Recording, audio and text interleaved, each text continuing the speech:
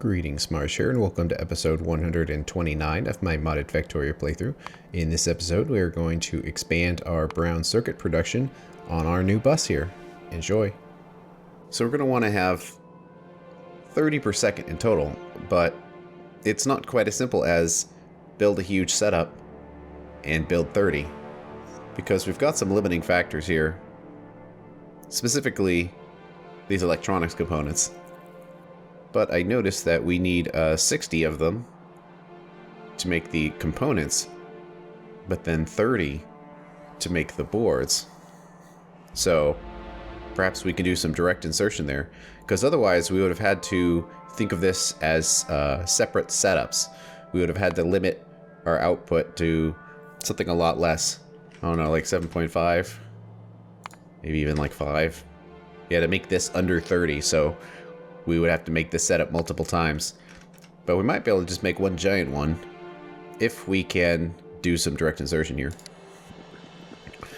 So we need a spot to start building, and it doesn't really matter where. Still need to place lots of concrete down, but that will have to wait. We can make some space here. So these machines are smaller, and that's kind of the limiting factor here. But we'll see if we can make them work. So we need to make the electronic boards. Then we could put 2 more to the side, making the components. And it looks like 1 stack inserter would work. But since we have 2 separate machines feeding it, we can do the red inserters. Looks like we need 30 solder a second. That's only 10 coils per second, but that is okay. That will fit on one belt, so we don't have to really worry about that. Then the basic circuit boards will come in. But I am seeing the limiting factor of these machines being so small is that it makes it difficult to slice everything in, because we only have 2 slots on the side of the machine here, but we still have 3 products we need to move. The solder, and then the 2 types of boards. And yes, we could move, you know, like the board types can come up through here, and then we can have some kind of weird sideways belt handling that, but then it would have to be like a sideways belt for every machine, and that would get kind of weird. So perhaps the direct insertion is off the table right now, because we don't really need to do that. We can save a spot. If we use stack inserters, we would only need to have 1 of them. So we would use each slot on this assembling machine. So knowing that, we do have to limit this down and build this in sections. That could make sense. So we'll do it in units of 6. So we would need to have 5 of these, but let's just build it in this unit of 6 here, because that maxes out this belt. So on the left, we can just have our 2 boards. 1 goes in, 1 goes out, basically to convert the board here, just like that. So those are the boards, and then the other side will be the electronic components and the solder. So solder would need a tiny amount, which can go up here, and the electronic components will come down there. So it'd be something like this, but we can do 3 of them in a line. Let's see, let's get some power poles in here to get rid of the flashing. We'll worry about turning the coils into the solder in a second here. And let's see, we need a total of 6 of these machines, so we'll want to copy it one more time. And then 12 machines making the components. So that's pretty good. So we need 12 of these.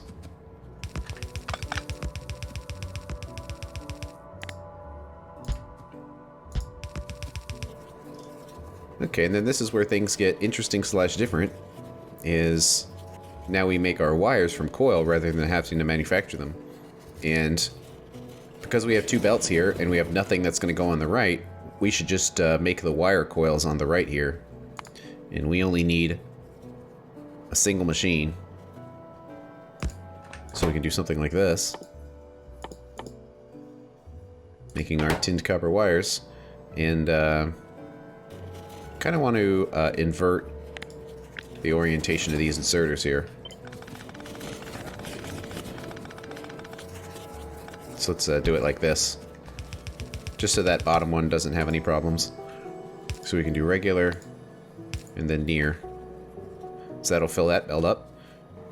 And then on the other side, we can kind of do the same thing, where if we take one of these belts as an input, so let's say that's the input for the circuit boards, and then let's say this one is the output of the circuit boards. We'll need to set the near, far, and all that. But we can handle the solder on this side, and that's also handled by one machine. So we can do something like this and kind of plop it on the other side. And I think that's it for each module here. Let's get these belts all fixed up. Then we need to check any near and far settings. At these slow belt speeds, it probably doesn't really matter, but whenever you have things inserting on only one side of the belt, it definitely helps to avoid any throughput issues. Okay, I think that gets it. So let's put some lights in here real quick, so we can kind of cover how this goes. Oop, we need to set this to the right recipe. Solder. So the tinned wire coils come in. This one machine breaks them down into wires and puts them here. Also, carbon will come in, so it picks up carbon and tin wires. Outputs it on this belt right here, which will be 30 items per second on the belt. It won't really be 30 because these machines will be picking them up right as they get here, so it won't completely populate, but I don't really want to do trial and error to find exactly the maximum amount of machines we can put on here without it clogging, because we can do more than 30 per second. I just know that 30 per second will fit on here, so I just want to do the easy way out. But the second tier of the circuit boards will come in here, and it will take those boards, the electronic components, and then we have coils of solder coming in. This will break it down into wire, so it'll take those 3 items and then output our electronics right here. And then we copy this a couple of times. This makes 6 per second, so we will want to make 5 of these to make everything we need. So that's been figured out. Now we need to do the circuit boards, and we probably could do these at a much denser setup here. We'll see. Well, kind of. You see that the recipe is much easier, where it's just insulating board, copper wire, and then you get circuit boards. But we are kind of limited by copper wire here, and direct insertion we could do, but it's not an efficient use of machines since we're not making the copper wire, we're just taking them off of a coil. So we'd be wasting a lot of extra machines if we did direct insertion. So let's lower this number to 10. So now we kind of have a ratio to work with here, where we need to have 10 machines. Well, that's pretty easy to do. Let's just move a cable over here. Kind of do something similar, where that's making the circuit board. Let's see, we can just do input on one side and output on the other here. I don't think that's going to matter in this situation. Doesn't look like it. And then on this other side, we need to put the copper cables in. We'll need red inserters for that. So we can do red inserters like right here with a red belt. Then we need a machine here to make the copper cable. And 2 stack inserters going out. We'll put the near in there. And we need 2 of these. Or 1.9, but let's just say 2. But if I put 2 of them right here, they might have problems completely populating the belt, and this one machine can certainly fuel those 3 machines. So I have no problem just copying it again a little higher up. So we take this whole thing, move it up a bit, and then that'll fill up with our necessary coils And then we can copy this again. And one more time, because I think we needed to have 10 of them. Let's get all the belts fixed.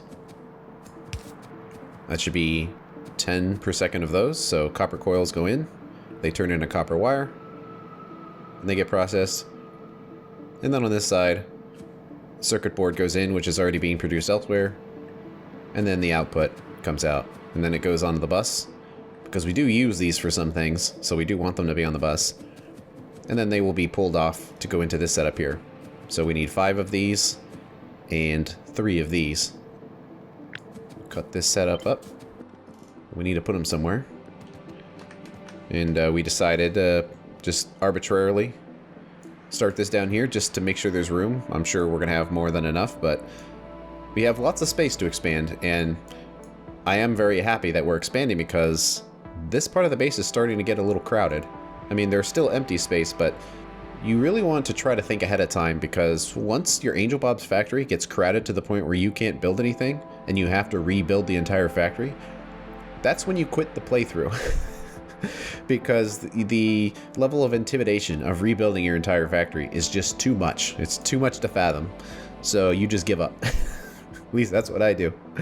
So, in order to avoid that problem, I've learned that when you feel like things are starting to get a little cramped, expand. That's why this is being put all the way out here. And I'm not particularly concerned about maxing out the entire space, because empty space is nice. You never know when you're going to need it. So this position works just fine, and we are covering up the Sanguinate, but Sanguinate will take it for the team. We're not processing those ores right now, and it's elsewhere. This isn't the only patch. And we probably could put like undergrounds in here and actually mine this out if we really wanted to. So here's our setup, and probably want to decide exactly where to go. Generally speaking, I don't like to build on the hazard concrete there. I try to keep those 2 spaces available for the bus or any bus related things that need to happen. So we can plop that in here, and we probably want to leave some space here because, I don't know, you never know what might need to go through there. So let's go in like right here. And this is technically the same setup, so I'm fine with them all being squished in here nice and tight.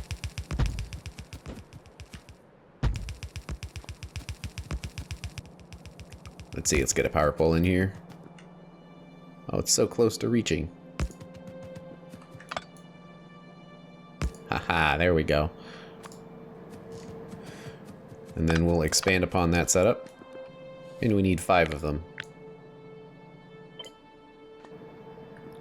So let's add some space in here. Like 2 spaces. That is the wire reach, so 2 spaces works well.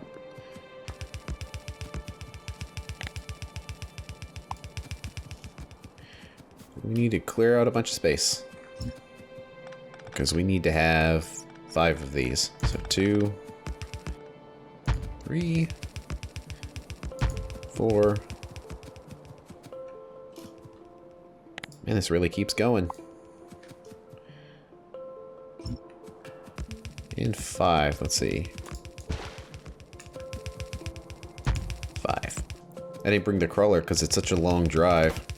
You kind of run into that problem as your setup gets bigger and farther away from the base, as it gets harder and harder to go out there. So I'm becoming less forgiving towards slow forms of transport.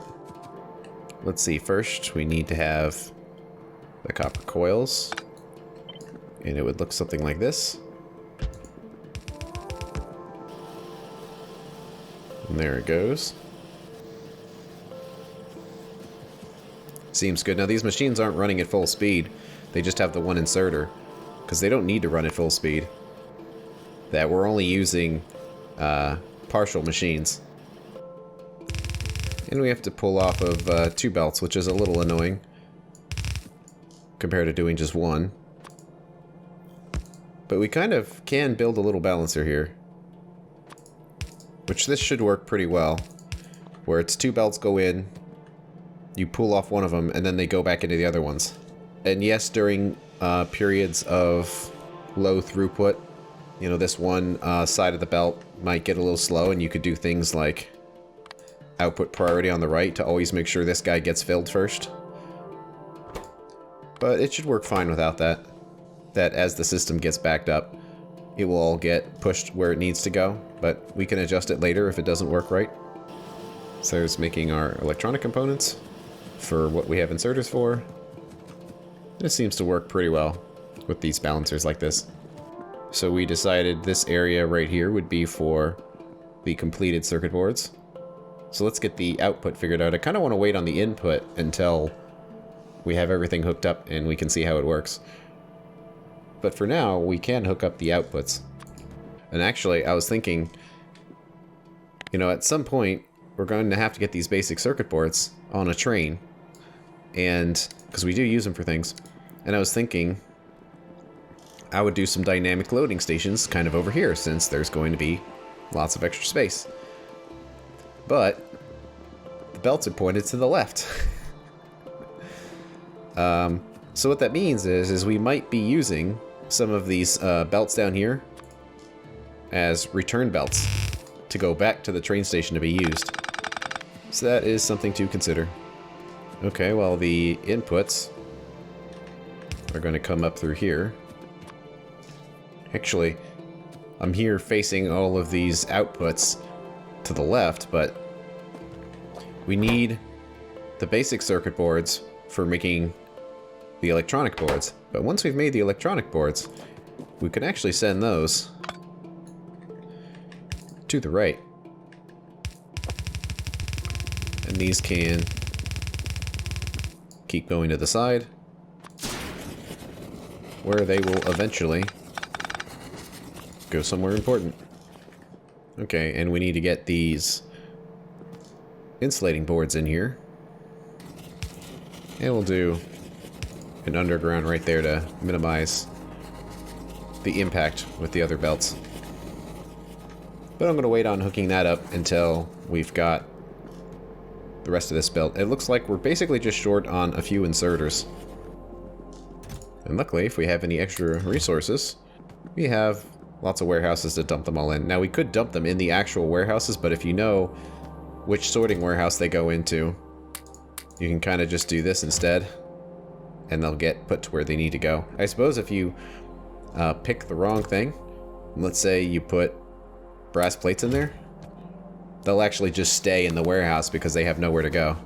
So this is actually a decent way of getting rid of resources, because if you're making mistakes, you'll know, because it'll still be stuck in the warehouse there.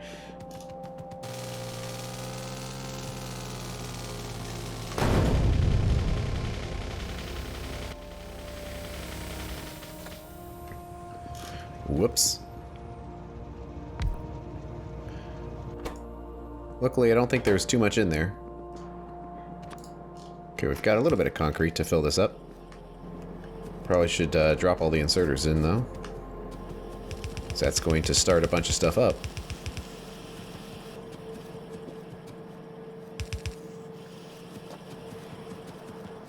Okay, excellent. Let's try to put some concrete in here real quick. Make it a little prettier. Of course, concrete is very quickly going to disappear, because we need silicon for our concrete, so we're just not making very much of it right now. Well, we should have enough to give this a try. So we hook this up, we should see the magic happen.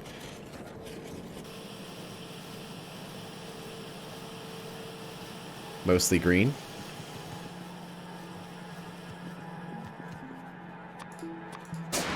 Then here comes the output. And once they get populated with the full amount, looks like it's working. These machines aren't all quite green yet, but I think that's just because of the buffer on the belt and in the machines. So it seems like it's pretty darn close to being all green. At least the output is green, which is what we really want. When all that picks up, we should see a nice full belt of circuits here. This is a lot more significant than we have at the main base right now. And it's going to basically pile up because they have nowhere to go right now. That's okay. We'll build a station for them in a bit. But at least it looks like each section is working at full speed, which is what we want to see. Which means that they should all max out a belt, since we have the correct number of them. How's power looking when that's going? Oh, it's not too bad, actually. Looks like our accumulators are still getting us through the night. They're becoming less and less effective. It looks like we're only at 40% charge, so sooner or later we'll have to build a bunch of them and expand our accumulator capacity, but for now it seems to be holding. But it looks like all of the input resources are holding just fine here. It's looking good. It's all going to catch up and turn off in a bit. And that's the end of this episode. On the next one, we are going to design our new setup for making white circuits. Thanks for watching. I'll see you later.